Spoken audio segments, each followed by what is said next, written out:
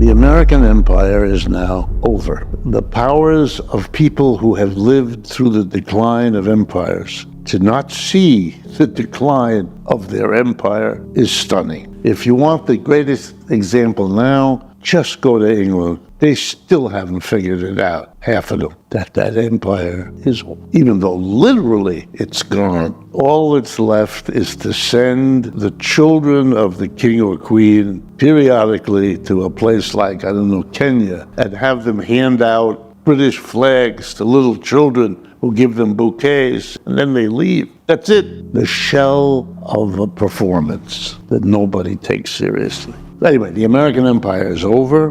The American empire is founded on an American capitalism that is in a new declining phase. And here's my argument. It is shaping the consciousness of the American people. Everyone, in different ways, it is having double the effect because it can't be spoken. Every psychologist will tell you, trauma is a bad thing to have in your life. A trauma that you cannot talk about. The only hope to ameliorate it, to soften its impact, is have it talk about it. Talk about it with your parents, talk about it with a relative, talk about it with a psychologist, talk about it with a therapist. You've got to get, sooner or later, or to say the same thing in another aphorism that psychologists like. You want to get over it? The only way over it is to go through it. You have to do that, which is painful and difficult, makes people shy away. Anyway, that's my argument. My argument is that whether you're trying to understand Trumpism or MAGAism, that's what you're looking at. You're looking at the working class coming to terms slowly, painfully, with as much resistance as they can muster to facing this. They don't want to see it. Look, part of me empathizes. But who wants to be, I'm in the middle of a declining empire. You don't want this. You want people who will distract you from that, because it's a nagging worry already in the back of your mind. You have occasional dreams about it. You have occasional moments when a story on a newspaper, image flashing across your internet screen, that might be going on. The war in Ukraine is lost. In America, not yet. It's lost. Literally, I watched the New York Times or the Washington Post, the losing army, desperate to hold on to whatever support it can get from the West, takes a group of its military, which it has a shortage of, and makes a break into an undefended part of Russia. Kursk, if you're following. That's pointless. It's hopeless. Has nothing to do with war. The desperation is written all over it. It'll be over in 2 weeks. Now, I read French and German newspapers. I have an advantage. With the internet, I can read in my own other languages as easy as I can pick up an American paper. Here it is. The level of propaganda is horrific. But people should remember, propaganda, like everything else, rises and falls. You need propaganda. In the middle of a war, you need to mobilize your people, so the enemy is an awful, horrible monster beast, and you are beautiful vanilla. I get that. But we all get it, right? We understand in a war you have to we're all together. But there's a pattern to propaganda, which the literature on this subject has made very clear. And one of the key sources of propaganda is weakness. You're losing the situation, and you comfort yourself, just like eating too much or 100 other ways that we comfort ourselves if we're under too much stress. For a country that had 75, maybe 100 years of global dominance, certainly since the Second World War, but even earlier, but certainly since so that's 75 years, roughly, right? So total dominance. Nobody was close. I explained to people, because I'm an economist, the Soviet Union was never an economic competitor of the United States. I give them a statistic, because Americans don't know, because they could find it out in 2 seconds. What is a GDP? You know the GDP gross, right? It's a rough economics measure of the size of an economy, the footprint, total output of goods and services in a calendar year. So the GDP of the United States right now, $24 trillion. The GDP of Russia right now, $1.5 trillion. Do you understand? To think of the Soviet Union as an economic competitor means you're ignorant. China is the new empire. That's it. It's over. It's been over for 10, 15 years, and it becomes more over every minute. It's a phenomenon that is in no way hidden and in no way difficult to discern. I'll give you an example. This year, like every one of the last 30, the GDP is growing faster in China than here. Usually double or triple. This year, the United States will grow 2.5%. China will grow 5%. That's the normal relationship. Been going on for a generation. It's over. It's just over. There is a question. The Chinese say they don't want an empire. Now, on the one hand, that could be unbelievable wisdom. Could be, especially in China, because they had an empire once. They actually are looking at the second time. The United States never had that as a new situation. They want a multipolar world. Xi Jinping says it. He says it repeatedly, and he doesn't say it with a twinkle in his eye. Doesn't mean it's going to happen, but maybe we're on the cusp of a different way of organizing the world. We don't have the American Empire, the British Empire, the Dutch Empire, Persian Empire, Greek Empire, Roman Empire. Maybe not, but the American Empire is over. And there's no precedent here. Nobody has prepared the American people. What do you do if the ride up, which was a good ride for 75 years, rising standard of living, whatever it is, all of these things are now. And it comes from the change in the world economy.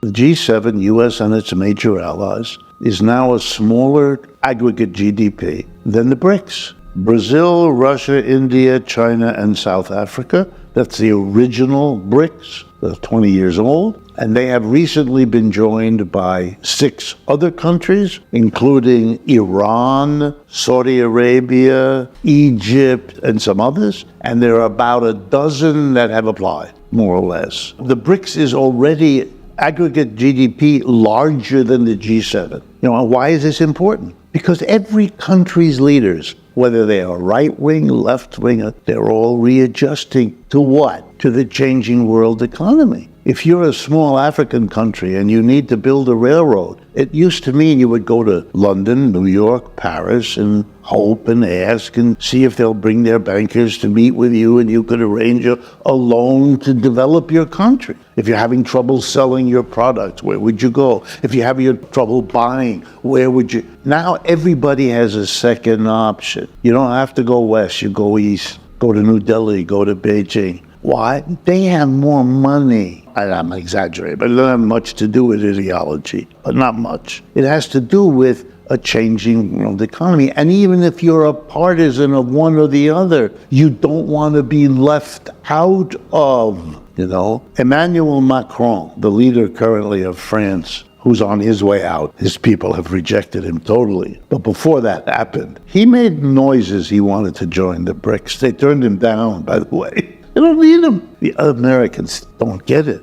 When the war in Ukraine breaks out, the Russians invade Ukraine, the United States decides that the way to handle this, to defeat the Russians quickly, is by imposing on them the mother of all sanctions. We won't buy Russian oil and gas. Russia depends heavily on oil and gas, which it has a lot of, and exporting it to Europe, which is a consumer. If you understand modern Europe, it's the core of modern Europe's economic success. Cheap Russian energy. And that flows directly until they blow up the pipeline to Germany. So Germany has, after the war, which decimates it, which is German for miracle of economics, the recovery of Germany. Germany becomes the economic powerhouse of Europe. Okay, a lot of truth to that, but a dependence on cheap Russian oil and gas. Okay, so the plan is we won't buy it anymore from you. You'll collapse. Your country will fall apart. Not only will you lose the war in Ukraine, but the West will come and carve you up, which could never be any more important than those Kazakhstan, those countries. That's serious. Biden speaks that way. Blinken, the state secretary, speaks that way. Jake Sullivan, the security advisor, they all speak that way. They believed that. That was all wrong. Russia didn't collapse. What happened? They didn't understand the change in the world because they're lost in the make-believe that it's not over. They didn't understand BRICS. What did the Russians do? They went to their allies, Russia and China. Will you buy the oil that we can't sell to Europe? Done. Deal. No problem. Game over. They couldn't see this coming? They don't know what you know? Of course they know.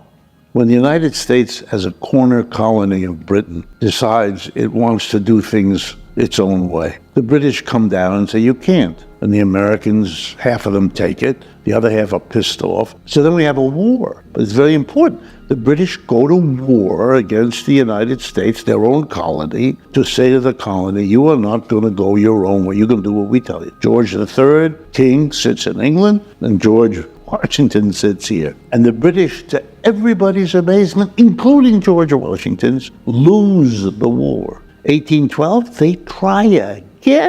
They fail again, and they reach a conclusion. And so they work out a live and let live deal with their colony. Even though they're competitors in many ways, we can work something out, and they do. That will become the American strategy toward China. But it's not speakable yet. And you know, the first politician who says it, and says it clearly, will be the next president, because it'll be understood, however bitterly, as the best way to go, as it was in England. They didn't like it, they hated it, then they did it. And this country will too, because what the is the alternative? Nuclear war? Really? You want to do that? Endless of these proxy wars? And by that I include the one in the Middle East, about to explode. Absurd games in the South China Sea around Taiwan. So I think all of these are, to bring it back, consequences flowing out of a changed world economic arrangement, which can be summarized in a lot of ways: the arrival of the BRICS, the emergence of China, the decline of the American empire. There are a lot of different ways of categorizing or characterizing what's going on, just as there are many ways in which it shapes the American consciousness. I think Americans are very distressed. They get it. There's a reason why MAGA is the slogan. Why? Make America great. They know that there was something lost. The war in Vietnam, forget everything else. It was lost. We lost. The war in Iraq, we lost. The war in Afghanistan, we lost. You know, if you go back and you read Gibbon or anybody else on the decline of the Roman Empire, they call them Vandals, barbarians coming from the Central European steppes that were ripping apart the Roman Empire. We sent 500,000 people to Vietnam. We lost. It's a communist country. In a way, I think that Trump was the first to cash in on this. There's something terribly wrong in this country, and I'm not like the others who pretend it isn't there. I'm not Bush, the Republican. I'm not Clinton. I'm going to say naughty things. I think they loved him for that. Many still do. But you know something? That goes nowhere. Never did. And so they don't want that anymore. They're enough with that. And the poor Trump, he's going right down the tubes now because he's stuck with the persona that had its moment. But now it's over. It doesn't compute. It doesn't do. People are really frightened more and more. They want a cheery person. Got what? And they're going to go for her because she's cheery. She's happy. She's energetic. This image of the two old men in a race to see whose cognitive decline will be quicker. That's the image of the empire. Those two old men having trouble walking up an incline. She's brown and she's going to do it. And he's a nice guy, coaches football. I hope somebody will come along and say, we need to make a deal between the rich and the poor, and they both are going to have to. What we've had so far is we've had the rich and the powerful in a declining empire using their wealth and power to hold on. And you know what that means? They're offloading the cost of a declining empire on the middle and lower classes. That can't go on. I'm the champion, but I'm saying to the rich and powerful, we're going to take a chunk of what you got. But if we don't, then everything will be lost. And they'll buy it, because they'll be by that time frightened by enough Ukrainians. They'll buy it. Or they won't. And if they won't, then they'll have to have a straight-out fascist to hold on to the middle and the bottom. That's over then, too, which kind of they also know. So they're in a very tough place. I won't be around to see it. You will, but it's a tough place.